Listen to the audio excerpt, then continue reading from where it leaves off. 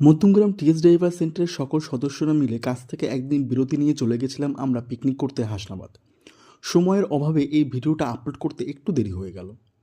ভিডিওটা শুরু করার আগে জানিয়ে রাখি, যদি আপনারা টিএস ড্রাইভার সেন্টার থেকে ড্রাইভার বুকিং করতে চান তাহলে 6291 444 108 এই ফোন নম্বরে কল করে বা হোয়াটসঅ্যাপ করে আপনারা ড্রাইভার বুকিং করতে পারবেন।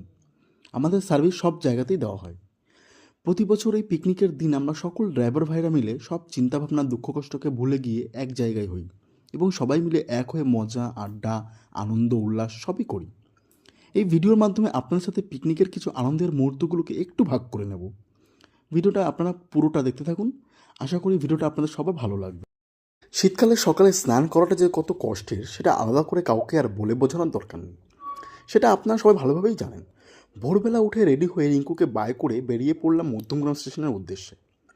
ডিউটিতে যাওয়ার জন্য মাঝে মধ্যে সকালে বেরোতে হয়, তবে আজকের সকালের আনন্দ ও এক্সাইটমেন্টটা ছিল অন্য দিনের তুলনায় অনেকটাই আলাদা। বাড়ি থেকে বেরিয়ে রিক্সা পেয়ে যাওয়াতে একটু বেশি খুশি হলাম, কারণ এত সকালে আমাদের এখান থেকে রিক্সা পাওয়াটা একটু চাপের ব্যাপার, তার উপর আবার পরে শীতকাল। রাত 10:30টার পরে আমাদের মধ্যমগ্রাম স্টেশনের বেশিরভাগ গ্যারেজই বন্ধ হয়ে যায়, তাই রাত্রে কখন ফিরবো সেটা জানা ছিল না বলে সারথি মানে আমার বাইকটাকে বাড়িতে রেখে যেতে হলো। কোনো মতে সকালের দৃশ্য আর শীতের ঠান্ডা হাওয়া অনুভব করতে করতে মধ্যমগ্রাম স্টেশনে পৌঁছালাম। মধ্যমগ্রাম থেকে আমাদের ট্রেন ছিল সকাল 6:45 হাসনাবাদ লোকাল। তবে সবাইকে আগে থেকেই জানানো হয়েছিল যে করেই হোক 6:30টার মধ্যে যাতে সবাই স্টেশনে আমি অবশ্য 6:30টার অনেক আগেই পৌঁছে গেছিলাম। পৌঁছে টিকিট কাউন্টার থেকে টিকিট কেটে মানুষের ভিড়ের মধ্য দিয়ে ঠেলা খেতে খেতে রেল লাইন ধরে সবাই যেখানে জড়ো হয়েছে সেখানে যাচ্ছিলাম। তবে একটা কথা সবাইকে বলে রাখি, আমার মতো এই কাজটা কেউ করবেন না। রেল লাইনের ওপর দিয়ে মোবাইল ব্যবহার করতে করতে কেউ যাবেন না, এতে কিন্তু বড়সড় বিপদ হতে পারে। এক প্ল্যাটফর্ম থেকে আরেক প্ল্যাটফর্মে যাওয়ার জন্য সবাই ওভারব্রিজ ব্যবহার করবেন। আমিও পরেরবার থেকে এই বিষয়টা মাথায় রাখব। প্ল্যাটফর্মে পৌঁছে দেখি আমারও আগে অনেকেই চলে এসেছে। ইনি হলেন সত্যদা, আমাদের সেন্টারের মালিক। আমাদের এই টিএস ড্রাইভার সেন্টারকে দুই বন্ধু তন্ময় এবং সত্য মিলে শুরু করেছিল। তাদের অক্লান্ত পরিশ্রম, ম্যানেজমেন্ট, ডিসিপ্লিন, সকল ড্রাইভার ভাইদের ব্যবহার, দক্ষতা এবং সবথেকে বড় কথা প্রতিটি কাস্টমার মানে আপনাদের সাপোর্টের জন্য আজ এই সেন্টার মধ্যমগ্রামের বুকে 1 নম্বর হয়ে উঠেছে। তারপর সবার সাথে হাই হ্যালো সারতে সারতে আমাদের আরও একজন মালিক তন্ময়দাও একদম সঠিক সময়ে চলে এসেছে। আর ওদিক থেকে ট্রেনটাও দেরি না করে একদম সঠিক সময়ে চলে এসেছে। অন্য দিনগুলোতেও যদি ট্রেনগুলো এত সুন্দর টাইম মেনটেন করতো তাহলে হয়তো কারো কোনো প্রবলেমই হতো না। পুরো মধ্যমগ্রাম শহরকে বাই করে আমরা আস্তে আস্তে ট্রেনে উঠে পড়লাম। সত্যি বলতে শুধু আমার একার না, সবার এক্সাইটমেন্ট দেখে খুব ভালো লাগছিল।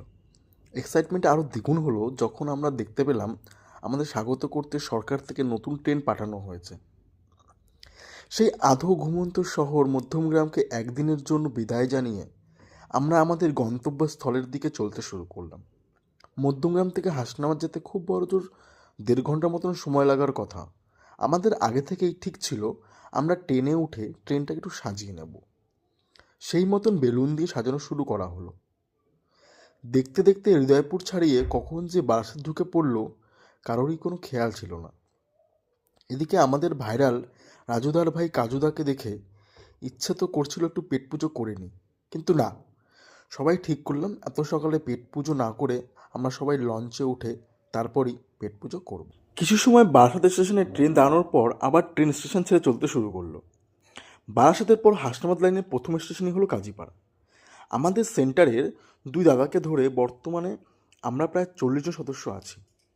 তাদের মধ্যে ব্যক্তিগত অথবা পারিবারিক কিছু সমস্যার কারণে হয়তো আমাদের কিছু সদস্য সেদিন পিকনিকে আসতে পারেনি। তো যাই হোক, কাজীপাড়া আস্তে আস্তে দেখতে পেলাম সবাই সবার মতন করে একটু আলোচনায় মগ্ন হয়ে পড়ল। আমরা সবাই একটাই বগিতে উঠেছিলাম। মনে হচ্ছিল আজকের ট্রেনটা আমাদের জন্যই আনানো হয়েছে। এদিকে আগের দিন আমাদের সেন্টারে জয়েন হওয়া একজন নতুন ড্রাইভার ভাইকে তন্ময়দা আমাদের সেন্টারের কিছু নিয়মাবলী সম্বন্ধে জানাচ্ছিল। আমাদের সকলের প্রিয় মিন্টু দাদাকে সবাই মিলে কী যেন একটা বোঝাচ্ছিল।